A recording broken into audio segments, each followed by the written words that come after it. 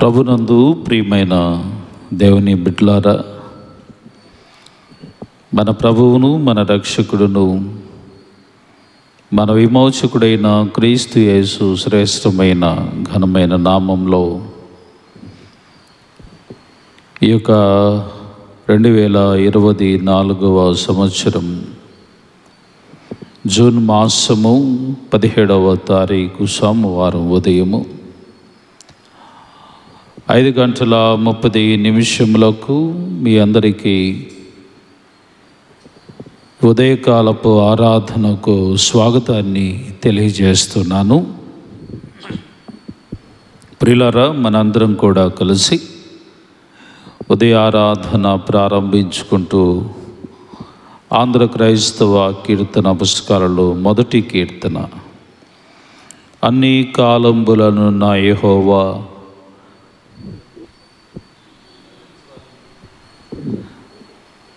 నిన్నెన్నా తరంబాయో కన్న తండ్రి, ఓ మా కన్న తండ్రి అనే కీర్తన పాడుకుంటూ ప్రభువుని మహింపరచుకుందాం. అన్ని కాలంబుల నున్న యెహోవా నిన్నెన్నా తరంబాయో కన్న తండ్రి, ఓ మా కన్న తండ్రి. వన్నేకెక్కిన మోక్ష వాసాళి సన్నూతు లున్నతమయ్యుండ ముందే నీకు అన్ని కాలంబుల నున్న యెహోవా నిన్నెన్నా తరంబాయో కన్న తండ్రి, ఓ మా కన్న తండ్రి. నిన్ను ప్రకటన సేయ నిఖిలాలోకములను బన్నుగా చేసిన బలుడవీవే. ఉన్నలోకంబుల నుడుగాక కరుణా సంపన్నతతో నేలు ప్రభుడవీవే. అన్ని జీవుల నెరిగి ఆహారమిచ్చుచునున్న సర్వజ్ఞుడవు నీవే. ఎన్న శక్యముగాక ఉన్న లక్షణమూల సన్నుతించుటకు నే జాలుదునా. అన్ని కాలంబుల నున్న యెహోవా నిన్నెన్నా తరంబాయో కన్న తండ్రి, ఓ మా కన్న తండ్రి. పుట్టింప నీ వంచు పోషింప నీ వంచు గిట్టింప నీ వంచు కీర్తింతును. వట్టి పనికి మాలినట్టి మానవులాచే పట్టి రక్షింప బాధ్యుండవంచు. దట్టమైన కృపను దరిజేర్చనాకిచ్చి పట్టై నిలచియుండు ప్రభుడవంచు. గట్టాడ జేకాడ ముట్టుదాను కనా పట్టు కొలది నిన్ను ప్రస్తుతింతు. అన్ని కాలంబుల నున్న యెహోవా నిన్నెన్నా తరంబాయో కన్న తండ్రి, ఓ మా కన్న తండ్రి. కారుణ్యనిధివీవు కఠినాత్ముడను నేను భూరి శుద్ధుడవీవు పాపి నేను. సారా భాగ్యుడవీవు జగతిలో నా కన్నా దారిద్రుడే లేడు తరచి చూడా. సారా సద్గుణమూల సంపన్నుడవు నీవు ఘోర దుర్గుణ సంచారి నేను. ఏ రీతి స్తుతింతు ఏ రీతి సేవింతు నేరామెన్నక బ్రోవా నెరనమ్మితి. అన్ని కాలంబుల నున్న యెహోవా నిన్నెన్న తరంబాయో కన్న తండ్రి ఓ మా కన్న తండ్రి. తండ్రి యొక్కయు కుమారుని యొక్కయు పరిశుద్ధాత్మ యొక్కయు నామమున ఆమేన్. అందరూ నాతో కలిపి చెప్పండి. ప్రభువా మమ్మను కనికరింపుము. క్రీస్తు మమ్మను కనికరింపుము. ప్రభువా మమ్మను కనికరింపుము. మనందరం కూడా అలాగనే నిలవబడి అపోస్తుల విశ్వాస ప్రమాణమును ఒప్పుకుందాం. భూమి ఆకాశములను సృజించిన సర్వశక్తి గల తండ్రి అయిన దేవుని నమ్ముచున్నాను. ఆయన ఏక కుమారుడును మన ప్రభు అయిన యేసుక్రీస్తును నమ్ముచున్నాను. ఈయన పరిశుద్ధాత్మ వలన గర్భమున ధరింపబడి కన్య అయిన మరియకు పుట్టి పొంతు పిలాతు అధికారము క్రింద శ్రమపడి సిలువ వేయబడి చనిపోయి సమాధి చేయబడిననియు అదృశ్య లోకంలోనికి దిగిననియు చనిపోయిన వారిలో నుండి మూడో దినమున లేచి పరలోకమునకెక్కి సర్వశక్తి గల తండ్రి అయిన దేవుని కుడి చేతి వైపున కూర్చుండి ఉన్నాడనియు సజీవులకును మృతులకును తీర్పు చేయుటకు అక్కడి నుండి వచ్చిన నమ్ముచున్నాను. పరిశుద్ధాత్మను నమ్ముచున్నాను. పరిశుద్ధ క్రైస్తవ సంఘమగు పరిశుద్ధుల సహవాసమును పాపక్షమాపణయు శరీర పునరుత్థానమును నిత్య జీవమును ఉన్నవని నమ్ముచున్నాను. ఆమేన్. దయచేసి కూర్చుందాం. పరిశుద్ధ గ్రంథము నుండి దేవుని వాక్యమును ధ్యానం చేసుకుందామండి. పరిశుద్ధుడైన పౌలు రోమియోలకు రాసిన పత్రిక 2వ అధ్యాయము 1వ వచనం నుండి 7 వచనాల వరకు చదువుగా విందాం. కాబట్టి తీర్పు తీర్చు మనుష్యుడా, నీవెవడవైనను సరే నిరుత్తరుడవై ఉన్నావు. దేని విషయంలో ఎదుటివానికి తీర్పు తీర్చుచున్నావో దాని విషయంలో నీవే నేరస్తుడు అని తీర్పు తీర్చుకొనుచున్నావు. ఏలయనగా తీర్పు తీర్చు నీవును అట్టి కార్యములనే చేయుచున్నావు కావా? అట్టి కార్యములు చేయువారి మీద దేవుని తీర్పు సత్యమును అనుసరించినదే అని ఎరుగుదుము.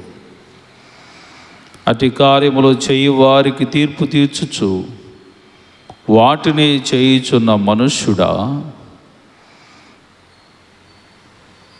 నీవు దేవుని తీర్పు తప్పించుకొందువని అనుకొందువా? లేదా దేవుని అనుగ్రహము మారు మనసు పొందుటకు నిన్ను ప్రేరేపించుచున్నదని ఎరుగుక ఆయన అనుగ్రహైశ్వర్యమును సహనమును దీర్ఘశాంతమును తృణీకరించుదువా? నీ కాఠిన్యమును మార్పు పొందని నీ హృదయమును అనుసరించి ఉగ్రత దినమందు అనగా దేవుని న్యాయమైన తీర్పు బయలుపరచబడకు దినమందు నీకు నీవే ఉగ్రతను సమకూర్చుకొనుచున్నావు. ఆయన ప్రతి వానికి వాని వాని క్రియల చొప్పున ప్రతిఫలమిచ్చును. దేవుడు ఈ వాక్యమును మన యొక్క వినికిడిలో దీవించునుగాక. ఆమెన్. తండ్రికిని కుమారునికిని పరిశుద్ధాత్మకును ఆది యందు ఇప్పుడు ఎల్లప్పుడూ యుగయుగములు మహిమ మహామహిమ కలుగునుగాక. ఆమెన్. వాక్య సందేశములోనికి వెళ్ళుటకు పూర్వం మనందరం కూడా ఆంధ్ర క్రైస్తవ కీర్తన పుస్తకాల్లో నుండి చిన్న కీర్తన పుస్తకాలలో 259వ కీర్తన. కీర్తింతును నీ నామము, మనసారా యేసయ్యా అనే కీర్తన పాడుకుందాం. 259వ కీర్తన. కీర్తింతును నీ నామము, మనసారా యేసయ్యా. కీర్తింతును నీ నామము, మనసారా యేసయ్యా. మదిలోనా ధ్యానించి, మదిలోనా ధ్యానించి తరియింతు నేనయ్యా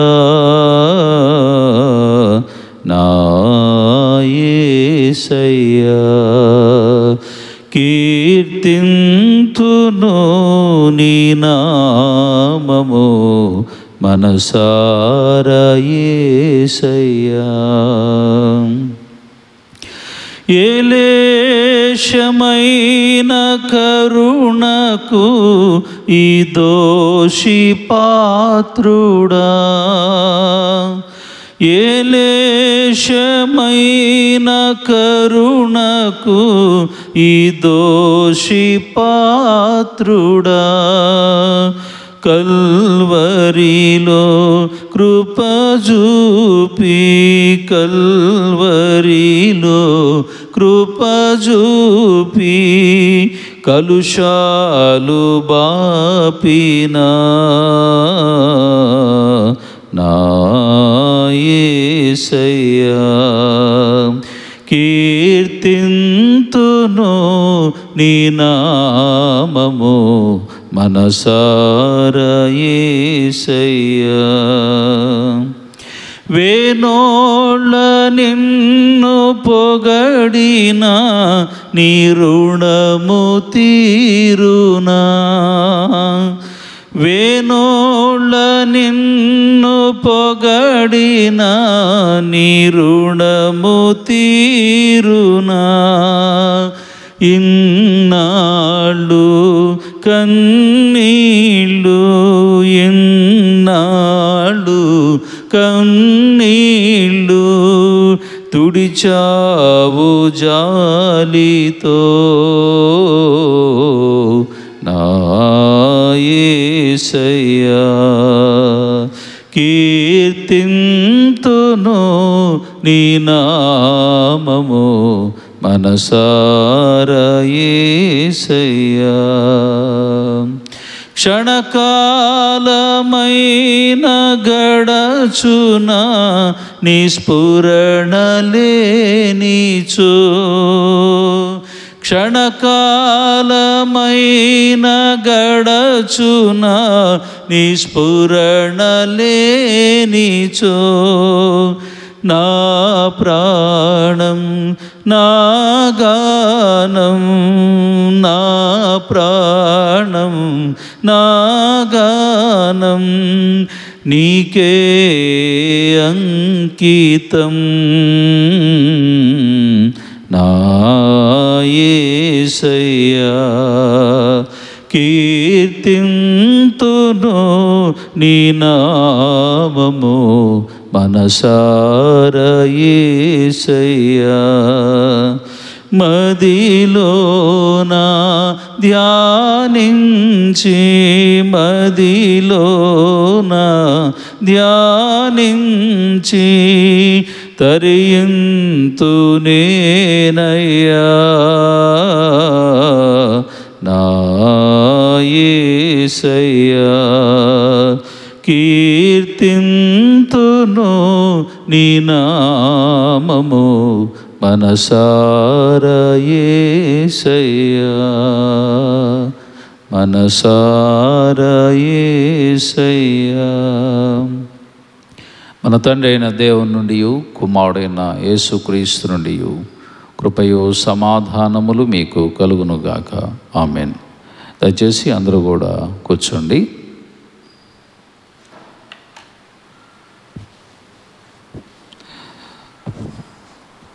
ప్రభువైన యేసుక్రీస్తు వారి శ్రేష్టమైన ఘనమైన అమూల్యమైన నామంలో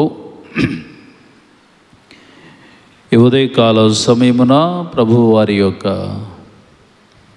పాద సన్నిధానానికి చేరువచ్చిన మీ అందరికీ నా శుభాలు, నా హృదయపూర్వకమైన వందనాలు తెలియజేస్తున్నాను.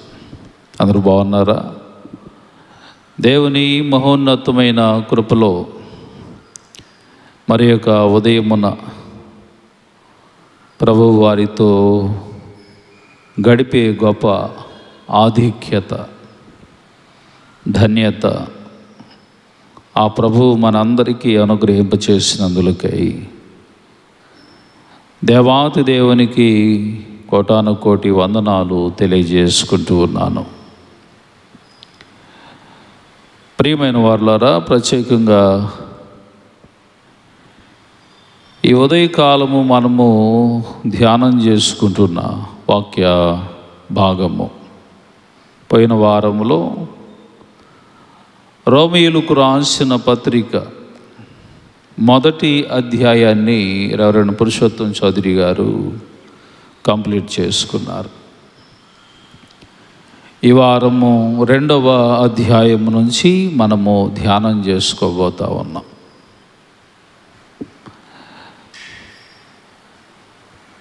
ఈ రెండవ అధ్యాయంలో మనం తెలుసుకోబోతున్న ప్రాముఖ్యమైన విషయము ఏమై ఉన్నదే, మానవుని జీవితంలో ఒక ప్రాముఖ్యమైనటువంటి విషయాన్ని మనం ఎప్పుడు కూడా గమనిస్తూ ఉండాలి.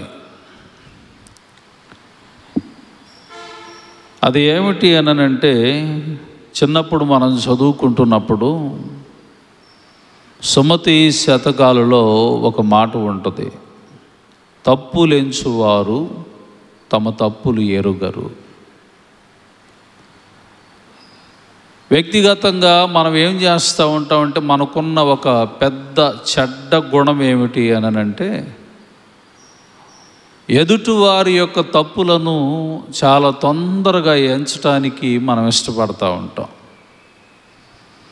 వాళ్ళు ఆ పని చేశారు, వీళ్ళు ఈ పని చేశారు, వీళ్ళు ఈ పనులు చేస్తున్నారు, అసలు వాళ్ళకి ఎలాంటి రైట్ ఉంది అని ఎదుటివారిని మనం ఏం చేస్తూ ఉంటామంటే, చాలా తొందరగా త్వరితంగా తప్పులు అనేటువంటివి ఎంచుతూ తీర్పులు తీరుస్తూ ఉంటాం, జడ్జిమెంట్ పాస్ చేస్తూ ఉంటాం.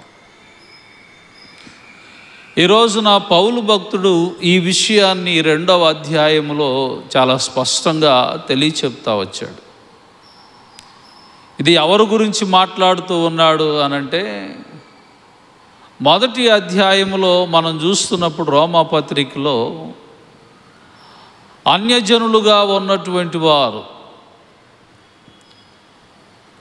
వారి యొక్క జీవితంలో వారు అనుభవించేటువంటి శిక్ష ఎలాగ ఉంటుందో, అన్యజనాంగముగా ఉన్నటువంటి వారు దేవునికి వ్యతిరేకమైన కార్యాలు ఏ రీతిగా చేస్తున్నారో అని వారి గురించి ఆయన కొన్ని ప్రాముఖ్యమైన విషయాలు తెలియచెప్పి, మరి వారు తప్పిదములను బట్టి వారు ఎంత దుర్మార్గంగా ప్రవర్తిస్తూ ఉన్నారనేటువంటి విషయాన్ని వారి గురించి తెలియచెప్పాడు. వెంటనే అక్కడ ఉన్నటువంటి కొంతమంది యూదులుగా ఉన్నటువంటి వారేమనుకుంటూ ఉన్నారనంటే, వాళ్ళే అలాంటి వాళ్ళు, మేము మాత్రం కాదు, మేము అబ్రహాము సంతానము, దావీదు సంతానము, కనుక మేము ఎన్ని చేసినా ఏమి చేసినా నరక ద్వారము దగ్గర అబ్రహాము కూర్చొని ఉండి మమ్మల్ని అందరినీ కూడా పరలోకానికి మరలించేటువంటి వంశము మాది, దేవుడు మమ్మల్ని ఎన్నుకున్నాడు, మేము ఆయన స్వజనము స్వాస్థ్యము అని వీళ్ళంతా కూడా అనుకుంటూ అన్యులను ఏం చేస్తున్నారంటే వాళ్ళకే తీర్పు అనేటువంటి ఆలోచనతో మాట్లాడుతూ ఉన్నారు.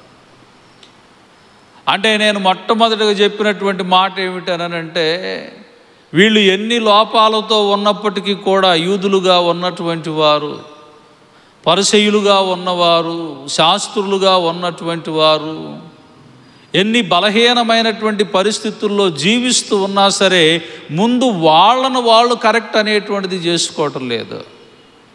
అందుకని ఈ 2వ అధ్యాయములో 1వ వచనములో పౌలు భక్తుడు మాట్లాడుతూ ఏమంటున్నాడనంటే, కాబట్టి తీర్పు తీర్చు మనుష్యుడా, నీవెవడవైనను సరే నిరుత్తరుడవై ఉన్నావు అని అంటాడు. ఏమంటాడు ఆ 2వ అధ్యాయం 1వ వచనంలో? కాబట్టి తీర్పు తీర్చే ఓ మనుష్యుడా, నీవెవ్వడవైనా సరే నిరుత్తరుడవై ఉన్నావు.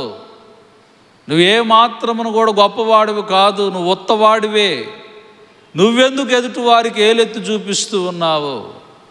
మనం మాట్లాడుకుంటూ ఉంటాం కదా బయట కూర్చున్నప్పుడు, నువ్వు 1 ఏళ్ళు మా కళ్ళు చూపిస్తే నీ కళ్ళు 3 ఏళ్ళు చూపిస్తున్నాయి అయ్యా అని అంటూ ఉంటారు కదా.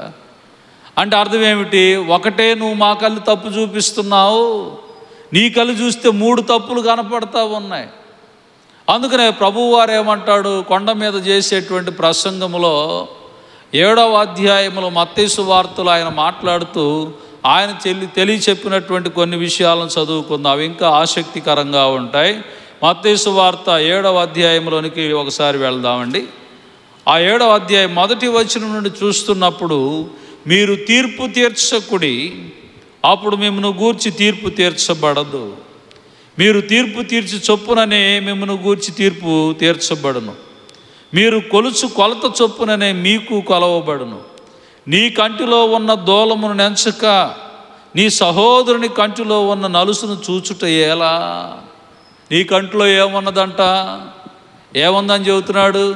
మీరు తీర్పు తీర్చొద్దు అని చెప్తున్నాడు ప్రభువు వారు.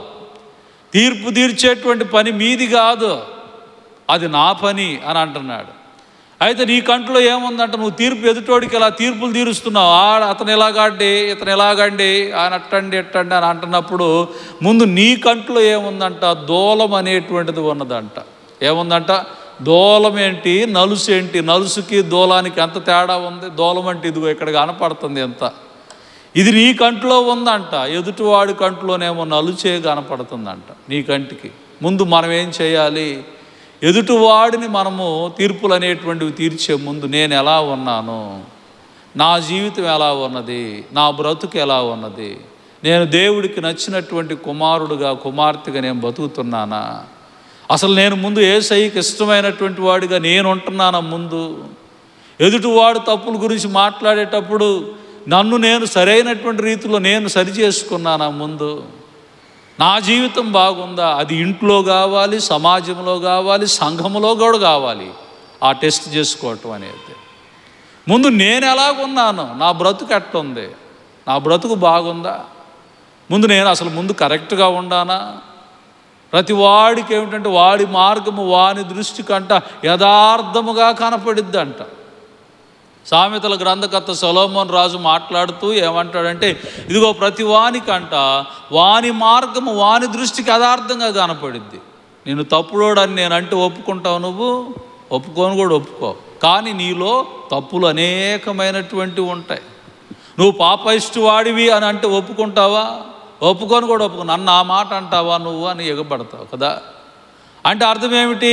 నీలో ఉండవలసింది ఏమిటనంటే ముందు నేనేం లోపంలో ఉన్నాను, నన్ను నేను సరి చేసుకోకుండా, నన్ను నేను చక్కపరుచుకోకుండా, నన్ను నేను కరెక్ట్ చేసుకోకుండా నేను ఎదుటివాడు గురించి మాట్లాడటం ఎలా? నాలో బలహీనతలు ఉన్నప్పుడు నేను ఎదుటివాడి గురించి మాట్లాడేటువంటి అర్హత నాకు లేదు కదా. ఈ రోజున ఆ మనస్సాక్షితో మీరు ప్రశ్న అనేటువంటిది వేసుకోవాలి. ఆ మనసును మీరు అడగాలి, దేవా నేను ఎలాగున్నాను?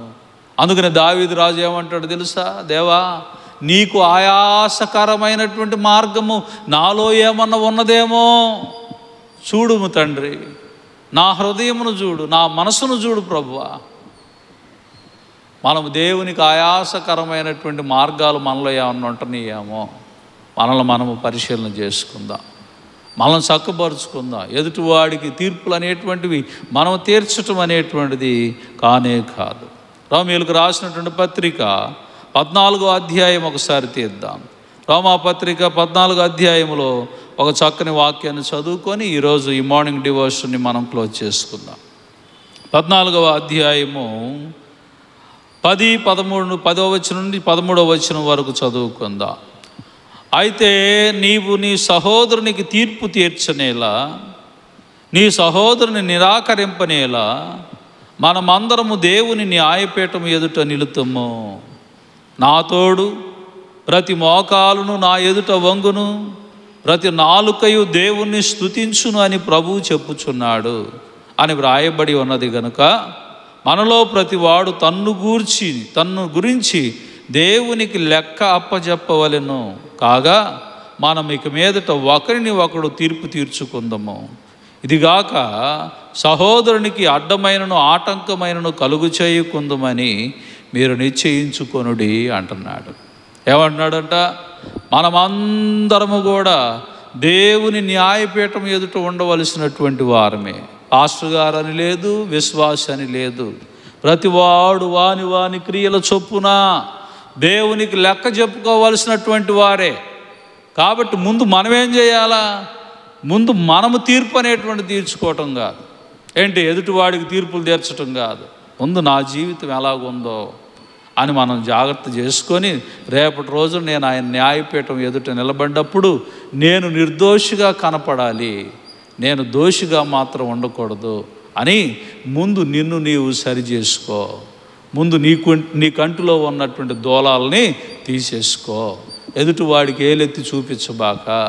ఎందుకంటే వాడెంత దుర్మార్గుడుగా ఒక విషయంలో వాడు దుర్మార్గుడైతే నువ్వు ఇంకొక విషయంలో దుర్మార్గుడుగా ఉండవేమో. వాడు ఒక విషయంలో పాపిష్టివాడైతే నువ్వు ఇంకొక విషయంలో పాపిష్టివాడుగా ఉన్నావేమో. వాడు ఒక విషయంలో నీచుడుగా ఉంటే నువ్వు ఇంకొక విషయంలో నీచుడుగా ఉన్నావేమో. అతడు చేసే తప్పే నువ్వు చేయాల్సిన పని లేదు, నీలో ఇంకొక తప్పు ఉంది. కాబట్టి మనం ఎవరం కూడా పర్ఫెక్ట్ కాదు. మనం ఏ ఒక్కరం కూడా నీతిమంతులం కానే కాదు. మనలో ఎన్నో బలహీనతలు ఉన్నాయి. అవి మానసిక బలహీనతలు, శారీరక బలహీనతలు, దేవుడికి నచ్చని కార్యాలు ఎన్నెన్నో మనం చేస్తూ ఉన్నప్పుడు ముందు మనలను మనము ఏం చేసుకోవాలా? యేసయ్య శిలువ చెంతకు వెళ్ళి సరి చేసుకోవాలి. నిన్నటి రోజున వాక్యంలో మనం విన్నాం కదా, తప్పిపోయినటువంటి కుమారుడు ఏం చేశాడంట? తన తప్పులన్నీ కూడా గుర్తెరిగాడట. ఎవరి మీద నింద మాపలేదు. ఒకే ఒక విషయం తండ్రి దగ్గరకు వచ్చి చెప్పాడు. ఏమని చెప్పాడంటే, తండ్రి, ఇదిగో పరలోకములో ఉన్న తండ్రికి నీకును నేను విరోధముగా పాపములు చేశానయ్యా, నన్ను క్షమించు తండ్రి అని తండ్రి పాదాల మీద పడ్డాడు. తన పాపములను ఒప్పుకున్నాడు, క్షమాపణ అందుకున్నాడు.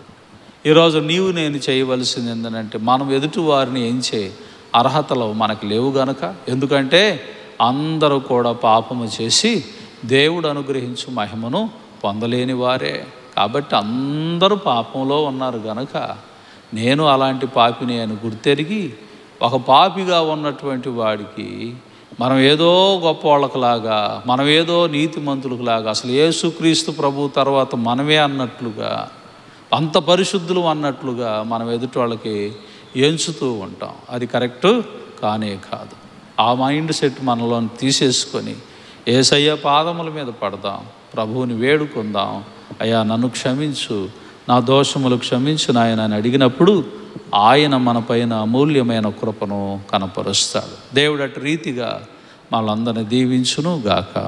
ఆమేన్. సమస్త జ్ఞానమునకు మించిన దేవుని యొక్క సమాధానం మీ హృదయములకును మీ తలంపులకును కావలి ఉండును గాక. ఆమేన్. ప్రార్థించుకుందాం. మమ్మల్ని మిక్కిలిగా ప్రేమించిన మా ప్రియ పరలోకపు తండ్రి, మహోన్నతుడు అయిన దేవా, నీకు వందనాలు, స్తోత్రాలు. అయ్యా ఇదిగో నా తండ్రి, గడిచిన వారం అంతా ఉదయకాల ధ్యానాలలో మీరు మహిమ తెచ్చుకున్నారు. ఈ వారము మొదటి రోజు మేము నా తండ్రి ఉదయకాల ధ్యానములో తీర్పు తీర్చకుడి అనేటువంటి ఒక శ్రేష్టమైన అంశమును గురించి మేము మాట్లాడటానికి కృప చూపించారు. వాక్యం విన్న మాలో మమ్మల్ని మేము సరిచేసుకునేటట్లుగా సహాయమును చేయండి. అలాగనే మా తప్పులు సరిదిద్దుకుంటూ మమ్మల్ని మేము గుర్తెరిగి ప్రభా, మా దోషములను గుర్తెరిగి నీ పాదాల మీద పడి ఒప్పుకునేటువంటి కృపనివ్వండి. అలాగనే ఉదయకాలము చేరువచ్చిన నీ బిడ్డలందరినీ దీవించి ఏ పనుల కొరకైతే నీ బిడ్డలు బయలుదేరి వెళుచున్నారో తండ్రి, ఆ పనులన్నిటిలో నూరంతల దీవెనలు బిడ్డలకు మీరు అనుగ్రహింపచేసి మేలుతోటి నింపమని అయ్యదుగో నా తండ్రి, వారికి ఉన్న ప్రతి విధమైన ఆటంకములన్నిటినీ తండ్రి మీరు తొలగిస్తూ సంపూర్ణమైన దీవెనలు, సంపూర్ణ ఆశీర్వాదాలు వారికి అనుగ్రహింపచేయండి. మా సంఘంలో ఉన్న ప్రతి కుటుంబాన్ని దీవించి ఏదైనా దీవెనలతో, ఆశీర్వాదాలతో మమ్మల్ని దీవించమని నజరేయుడైన యేసు నామమును అడిగి వేడుకుంటూ ఈ ఉదయకాలం, ఈ వారమంతా జరిగే ఆరాధనలో నీ ఆత్మశక్తిని మాకు తోడుగా ఉంచి నీ బిడ్డలతో మాట్లాడమని, నీ చిత్తమైతే రేపటి వేళ లైవ్ కార్యక్రమం సిద్ధపడేటట్లుగా నీ సహాయం దయచేయమని యేసుక్రీస్తు ఉన్నత నామమున అడిగి వేడుకొని ప్రార్థన చేస్తున్నాం తండ్రి. ఆమేన్. పరలోకమందున్న మా తండ్రి, నీ నామం పరిశుద్ధపరచబడునుగాక, నీ రాజ్యము మాకొచ్చుగాక, నీ చిత్తము పరలోకమందు నెరవేరుచున్నట్లు భూమి అందు నెరవేరుగాక. మా అనుదిన ఆహారము నేడు మాకు దయచేయము. మా యెడల అపరాధములు చేసిన వారిని మేము క్షమించి ఉన్న ప్రకారం మా అపరాధములను క్షమించుము. మమ్మల్ని శోధనలోనికి పోనీక, దుష్టుని తప్పింపుము. రాజ్యమును, శక్తి, మహిమ నిరంతరము నీవై ఉన్నావు తండ్రి. ఆమేన్. మన పరమ తండ్రి అయిన దేవుని యొక్క ప్రేమ, కుమారుడైన యేసుక్రీస్తు వారి కృప, పరిశుద్ధాత్మని యొక్క అన్యోన్య సహవాసము తలవంచి ఉన్న మన అందరికీ, మన సంఘమునకు, మన కుటుంబాలకు తోడుగా ఉండి ప్రత్యేకముగా మీరు ఏమైతే ప్రభు సన్నిధికి వచ్చి మొరపెట్టుకుంటున్నారో వాటన్నిటిని దేవాతి దేవుడు మీకు మెండుగా అనుగ్రహించి మేలుతో నింపునుగాక.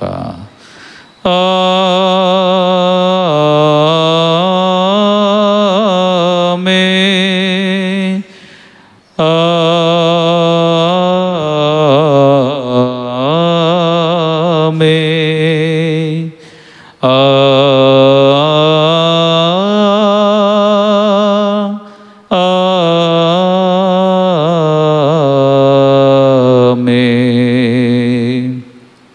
పంపుము దేవా దీవెనలతో,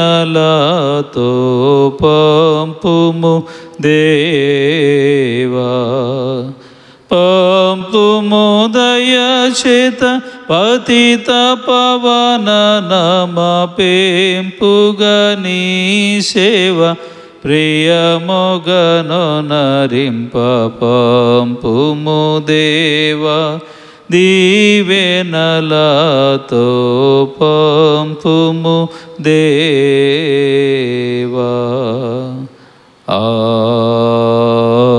ఆమేన్.